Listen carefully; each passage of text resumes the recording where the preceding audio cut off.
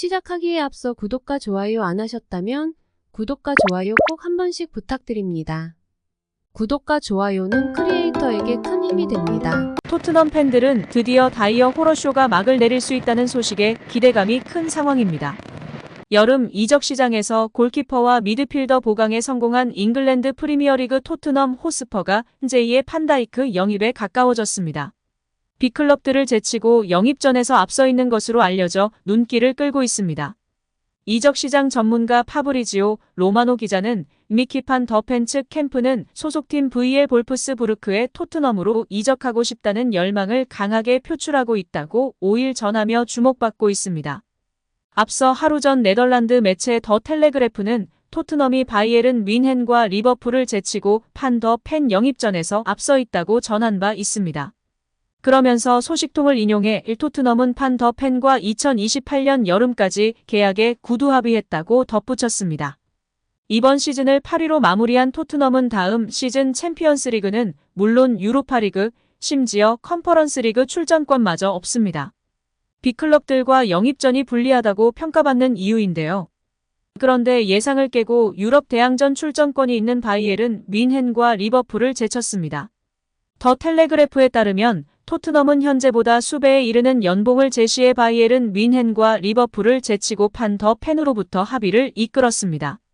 해당 팀들과 비교했을 때 주전 경쟁이 수월할 것이라는 점도 판 더 펜을 움직였을 것으로 분석되고 있습니다.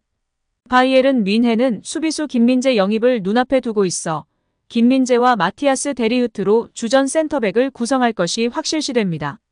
리버풀 역시 국가대표팀 선배 판다이크가 굳건하며 조 고메스, 조엘 마티프, 이브라히마 코나테 등과 주전 경쟁이 불가피한 상황입니다. 여기에 어린 시절 공격수로 뛰었던 판더벤이기에 손흥민 선수를 좋아했다고 하는데요. 이 점도 영향을 끼쳤다고 보고 있습니다. 토트넘 팬 커뮤니티 스퍼스웹에서는 드디어 다이어 호러쇼 대환장 파티가 끝나겠다. 벤은 분데스리가에서 탑 수비수로 명성이 자자해. 왼발에다가 빠르기까지 해서 괜찮을 것 같아. 거기가 그는 매우 젊어. 우리 팀에게 안성맞춤인 영입일 것 같다. 꼭 우리 팀에 왔으면 좋겠어 라며 그의 이적에 대한 기대감이 가득한 상황입니다. 네덜란드 출신 판 더 벤은 지난 시즌 유럽 전역에 자신의 이름을 알렸습니다. 볼프스부르크 유니폼을 입고 모든 대회 36경기에 선발로 출전하며 안정된 경기력을 과시했습니다. 키 1m 93의 좋은 신체 조건. 프리미어리그에 적합한 스타일로 많은 구단들이 군침을 흘렸으나 토트넘 이적이 가까운 상황입니다. 그는 히보에빨 인터내셔널과의 인터뷰에서 이 이적설에 대해 들었다. 내 에이전트를 통해 얘기가 전달된다. 심각한 일이 생기면 그는 나에게 전화할 것이라고 말하며 볼프스부르크에서 매우 잘하고 있다. 그래서 1년 더 뛰어도 상관없다. 하지만 기회가 생긴다면 떠나고는 싶다. 더 큰 클럽으로의 이적은 좋다.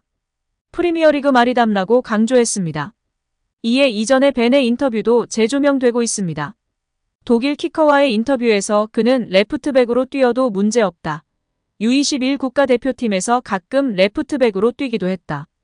그렇지만 내가 가장 좋아하는 포지션은 왼쪽 센터백이다. 미키 판 더 벤은 현재까지 분데스리가에서 세 번째로 빠른 선수로 기록되어 칭찬받고 있는데요. 이에 대해 그는 그 기록을 봤다. 알폰소 데이비스와 셰랄도 베커르가 나보다 빨랐다. 이미 전 소속팀에서 현재보다 이상으로 뛴 적이 있기 때문에 지금보다 좀 더 빨리 달릴 수 있다고 생각한다. 고 발언했습니다. 이어 그는 나는 어렸을 때 상당히 빨랐다. 당시에는 스트라이커로 뛰었는데 키가 커질수록 달리기가 느려졌다. 빨랐을 때에는 손흥민 선수를 좋아하고 동경했다. 그의 스피드, 움직임, 슈팅 능력을 배우고 위해 노력했다. 15에서 16살 때는 내가 정말 느리다고 느꼈다. 턴 동작과 스프린트를 할 때마다 난감했다. 그래서 근육 운동을 많이 했고 폴랜담 선수일 때 스피드 향상에 많은 투자를 했다. 라고 발언했습니다. 많은 외신들이 토트넘의 이적 시장이 예상 밖으로 아주 활발하고 적극적인 모습을 보이며 메디슨을 비롯한 좋은 선수들을 영입하고 있는데요. 그래도 우리 손흥민 선수는 더욱 안정된 팀에서 최고의 지원을 받으면서 챔피언스리그에서 뛰었으면 좋겠습니다. 탈트넘이 1순위입니다. 토트넘 무사 탈출을 기대하고 응원하겠습니다. 여기에 제이미 캐러거의 발언도 화제가 되고 있습니다. 그는 스카이 스포츠의 프리시즌 프리뷰 중 토트넘의 손흥민에 대한 소신 발언을 하며 주목받고 있습니다. 그는 지난 시즌 손흥민은 득점 왕임에도 불구하고 메잘라 역할을 수행하며 자신의 본연의 임무에 집중하지 못했다. 콘테는 3백을 사용하며 윙백에게 왼쪽 공격을 맡기고 왼쪽 공격수가 메잘라 역할을 하게 하는 등 시대착오적인 전술을 감행하였다. 이탈리아 리그에서 그 당시엔 통했던 것이고 이제는 프리미어리그에서 통하지 않는다는 것을 보여줬다. 많은 전문가들도 콘테의 전술에 실망하였고 이후에도 변화하지 않는 모습에 더 큰 실망을 했다. 이제 해리케인은 트로피를 위해 떠나려는 움직임을 보이고 있다.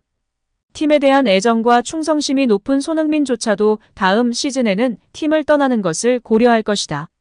해리케인 없이 최전방을 책임질 수 있는 선수이나 지원이 약할 것이다. 메디슨이 토트넘을 온 것은 매우 좋은 소식이나 수비진부터 허리라인에 큰 변화가 필요한 스쿼드이다. 28명이나 있으나 최소 7명은 방출되어야 하고 이후 수비진, 허리라인의 수준 높은 선수가 수급되지 않는다면 다시 토트넘은 7, 8위에 그칠 가능성이 농후하다. 포스테코글루 감독은 셀틸과 아시아의 훌륭한 업적을 거둔 감독이나 여기는 프리미어리그이다. 프리미어리그 초짜 감독에게 첫 시즌부터 챔스 진출권을 바란다는 것 자체가 잘못된 것이다. 토트넘의 지난 시즌 수비력은 강등권 팀이나 강등된 팀과 동일했다. 수비진부터 체질 개선이 필요한데 새 감독이 와서 바로 첫 시즌부터 가능할까? 그렇지 않다. 누가 와도 시간이 필요하다. 토트넘은 7위나 8위에 안착하는 것이 최상의 시나리오다. 손흥민은 더 안정된 팀으로 떠나는 것이 본인의 커리어를 위해 좋다고 생각한다. 손흥민은 좁은 공간에서 플레이하기보다는 최전방이나 왼쪽에서 플레이하는 게 가장 익숙하였고 수비수 뒷 공간을 활용하는 직선적인 플레이가 어울린다. 그리고 수비 가담에 대한 부담을 없애고 전방에서의 슈팅이나 득점에 집중할 수 있는 팀에서 뛰는 것이 가장 좋을 것이다. 지금의 토트넘은 그게 가능할지 모르겠다. 분명한 건 지난 시즌에는 중앙으로 움직이며 득점 기회를 더 만들고자 하는 포지셔닝이었지만 결국 수비 가담 부담이 너무 심각했다. 공격수가 미드필더, 수비수보다 더 수비 가담을 요구하니 체력적으로 힘들고 부담이 될 수밖에 없었다. 그 와중에도 두 자릿수 득점을 성공시킨 손흥민이 정말 대단하다고 생각한다. 조금 더 탄탄한 스쿼드의 팀에서의 손흥민을 보고 싶다. 물론 결정은 손흥민에게 달려있다. 또한 나는 팀의 내부 사정을 모른다. 팬으로서 이야기한 것이다. 라고 발언하였습니다. 여기에 영국 매체 더선은 토트넘의 손흥민은 2025년 계약기간 만료로 올해 여름이 이적하기에 가장 적기인 상황이다. 훌륭한 사업 수완을 가진 레비 회장이 그를 올 여름에 판매해 높은 이적료를 받으려고 할 것이다 라고 보도했습니다. 과연 손흥민 선수가 탈트넘할 수 있을지 귀추가 주목되고 있는데요. 이번 여름 이적 시장은 6월 중순부터 시작하였고 9월 1일에 종료됩니다. 오늘 영상은 여기까지입니다. 우리 구독자분들의 생각은 어떠신지 궁금합니다. 댓글로 의견을 남겨주시면 감사하겠습니다.